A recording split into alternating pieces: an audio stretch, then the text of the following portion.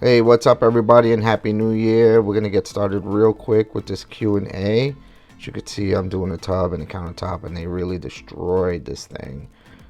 They used it as cutting boards. So without further ado, let's start with the first question. And how did I get started? Well, I did work for someone for a while, and I learned everything I could from the business, besides the bookkeeping and stuff like that. But I did learn pricing and how to schedule jobs and things like that, and how to do a really good job. It was a small mom and pop place, and he taught us well. We're actually friends to this day still. It's been since 2000, and we are friends, and we still talk to each other even though we live in different states now. Next question, what was your total startup cost? Well, basically with the materials and the machines and the little ins and outs, tape and things like that, I want to say it was about $2,000. Now, like I said before, you can buy stuff from Facebook to save yourself some money. How long before you were in the black? Well, basically a week. I literally made the contracts. I called up, and within a week I had already earned my money back from what I had spent. I just purchased enough to do 10 jobs, and that was enough. Okay, how come you only do commercial work? Commercial work I only do because it's bread and butter. There's just more work. You might charge less because it's commercial work, so you basically got to give them a better deal than if it was residential. But the work never stops. People move in and out, and it's just easier. Do I do any residential work? Yes, I do some residential work, mainly from management of my commercial contracts and maintenance from my commercial contracts. There's just some people in the office and the maintenance who happen to own a little side property to make a little extra cash, and they know what the work I do. They see it in the apartments, and they usually offer me work because they know the work that I can do. How come you don't do much residential? Okay, this is a bad one. Residential now in this digital age, first, the advertising, it just costs so much money, and figuring out how much a customer costs you before you even get them. Second, a bad review will ruin you now, and people look at that. Now, if I do a bad job here at a commercial job, they probably won't call me back, but they won't write a review. They won't go out of their way to write a review. So I'm kind of safer in just doing commercial work. Let's see. I have a friend who does mostly residential work. He doesn't like to do commercial work because he likes to get paid as soon as he's done with the job. But he struggles much more than I do. He charges almost twice as much as I do. And he's got callbacks. The customers are tough in a residential. I think the biggest thing is people will go and get a bid from a bathroom remodeler, and they'll get a $10,000 bid. And then when we go bid it for refinishing, it's $2,500, maybe $3,000, and they'll be happy with that. But they still want a $10,000 job. They still want brand new towel, even though you're just refinishing them. So residential is really tough. How many tubs do you do in a day? I do 2 jobs a day. I do a morning job and I do an afternoon job. And if the apartment is occupied, I only do those in the morning. I do not do occupieds in the afternoon. I don't want to be there when people are getting home from work or eating dinner, or kids are getting home from school. I don't want to be there spraying. It's just not cool. So 2 jobs. This is basically 2 jobs. I think I had another half a job to do up the street on the same property, but I usually try to be safe with just 2 jobs, and I usually earn my money with 1 job. The other job is covers my supplies and my gas, but 2 jobs is pretty good. Now, there are certain jobs that are bigger than others, so I figure 2 tubs, yes. Here it's a tub and a countertop, and it's pretty easy. So that was pretty much my morning. I think I was done by 1:30, so I did go on to another job. But like I said, it was right up the street. So 2 jobs is the way to go. Now, I do want to make a comment about people asking me about the caulking. before we go on to the next question. So I do remove the caulk and I do put new caulk, but sometimes I don't remove the caulk. That's right. And the reason is because the maintenance will remove the caulking for me. And there's some places where I do not put caulking. They remove the caulking and they want their caulking in there, and that's fine. I know a few people have been hawking me about that, like, oh, you don't remove the caulking. How could you spray over the caulking? No, I do remove it, and sometimes they remove it. Okay, you want to hear about the cons? I talk about the pros. Now here are the cons. The cons are, I'm in the hood. Enough said. But I guess, they're not the most ideal places to work. Now, I want you to be safe. Don't just pick any hood. But yeah, sometimes I've had to cancel jobs because there's too many roaches, or there's roaches. And I start spraying, man, they will come out of the woodwork. And parking, it's weird. Like, I know that sounds petty, but you figure I get there at 8, 9 o'clock to do a job, and parking lot's full of cars. Nobody's at work because of where I'm working. They're living off the government. I do want to say something. If you look over at that drain, I cut a 20 ounce in half, and I have a black hose going to the drain because that faucet is dripping. And sometimes I do put it on going to the overflow, but sometimes that screw won't come out of the overflow, so I try not to mess with it. Just go straight to the drain, and maintenance will come by later on next day or something, and they'll remove it, and they're well aware that it has a drippy faucet and they need to repair it. That's a tall tale.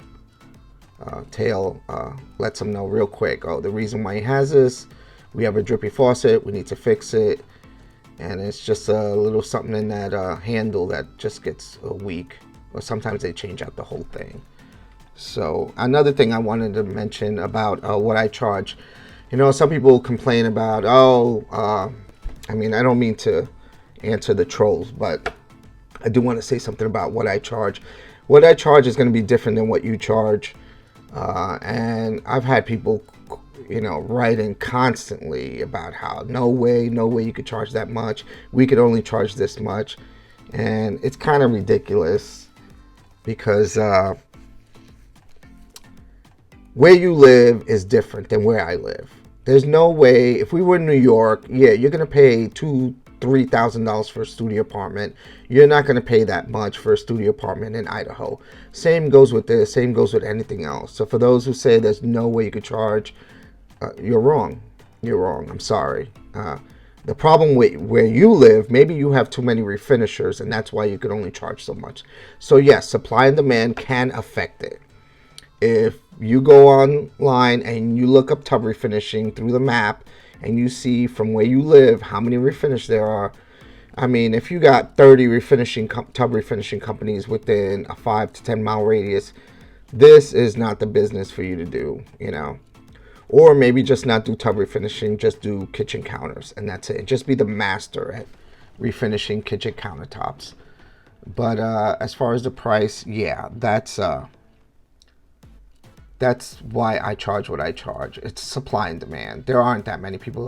People call me from 2 hours away asking me if I could refinish a tub because they got nobody out there where they're at, and they offer to pay double, and I don't take on jobs like that. It's just ridiculous. I don't want to do a 2-hour drive because when the weather gets bad, I don't want to go out there for whatever reason. I've already suffered that. So that's the deal with the price, supply and demand. I don't know what else to say about that. I'm sorry that you guys could only charge $200 a tub. I'm sorry that there's migrant workers where you're at that'll do it for nothing. I've seen that before down south where these guys are just doing tubs for $150. Okay, what's the easiest way to get customers? The easiest way to get customers is to, let's see. I don't like doing sales. So my thing is I walk up to an apartment complex that I would like to work. It's a good size. It's not too expensive to live in because those people tend not to destroy tubs, and those people tend to, not move as often. And I hand them my business card with the price list. I make up the price list. I don't sell it to them. I just say, look, I'm a local refinisher. I don't know who you use, but I have X amount of years experience. And if you ever have a problem with the refinisher that you do use now, here's my business card and here are my prices. Straight up. I don't want a pressure sale or nothing. Another way is I make samples. You can get a countertop for free on Amazon, and I'll spray countertops, and I'll do the 2-3 colors that I do with the tape on it to show a before and after. I make a bunch of those. I do it with the tile, the before and after. Just get some cheap tiles from Home Depot, get them white so they could see. The cheapest that you can get, a good size, not a tiny tile. And I'll spray them right in my front yard or in the backyard, depending on where the kids are playing. And that's pretty much it. I'll walk up and I'll say same thing with the tubs, and I'll say, hey, just in case you don't know what I can do with the countertops, here you go. Here's a sample. These are just basic tiles that I bought from Home Depot, just to give you a sample of what I can do. And they could actually scrape and feel how tough the fleck is on the tile or on the countertop. And I just let them know, hey, if you don't want to replace your kitchens, this is one way to do it, and I can be done in and out in just between 2 to 4 hours, depending on how bad the tenant destroys the countertops. And I actually show the price. Usually 2-3 piece kitchen, I give them a price for it. I give them a price for the small pieces on each end of the stove. I give them for the sink price, bar top. Okay, any other things that have helped me? Yes, one of the things that helped me and my friends, the guys that do business, have their own business, is what is it? Oh, your clothing. Don't wear jeans. Usually we all wear khakis, and we all wear the same color shirts. Not that they wear the same as me. I always wear a white shirt. It's just a Walmart pocket t-shirt from I think it's a Wrangler. But we all wear khakis or chinos, whatever you want. The light khakis. Jeans look terrible when you wipe and everybody does it. You wipe your fingers off from the caulking. It's just gonna look bad with jeans. And I always wear the same thing, so I'll buy 3 or 4 pairs of the same pants, and I'll buy 6 or 7 of those shirts. So it's always the same, and it's basically like my uniform. And I think that's helped, and it's helped my friends too. How do I figure out what I charge in my area? Like I said before, you just like you see, okay, you go to the Google Maps and you see how many refinishers, and maybe you only have 4 or 5 in your 10-20 mile radius. You say, okay. You call all of them, and you just call them up and say, hey, I have a tub. It's never been sprayed. It's a blue tub. I just want it white. What would that cost me? And you get a price, $500, $700, $1,000, and you just add those up. If there's 5 of them, you just add all 5 prices up, and you divide by 5, and that's your average. And you can choose from there on what you want to charge. I try not to charge the most expensive, and I definitely don't want to be the cheapest, because you can get all the work being the cheapest, but you might not like your work because you're going to have to hustle twice as much. And I've seen that before. I've had contracts stolen from me and doing $150, $200 tubs and really crap work, basically putting house paint on the tubs. And I've been dropped by customers for that. And then like 6 months later, they want me to come back and do all their tubs again. Redo all of them that customer took from me. And it's kind of a pain in the ass. They're going to get charged for it. It's going to cost them more. If they go past 6 months, I give them a new price. Yeah, I do. That's one thing I learned from the guy who taught me how to do this. If I was doing the tubs for $400, then they're going to get it for $500 now. And they're going to get charged for the stripping. So I hope all these questions were cool. Thanks for watching my video, man. I really appreciate it.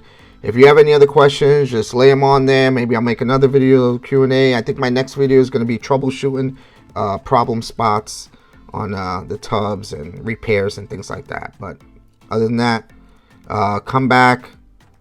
Don't forget to subscribe.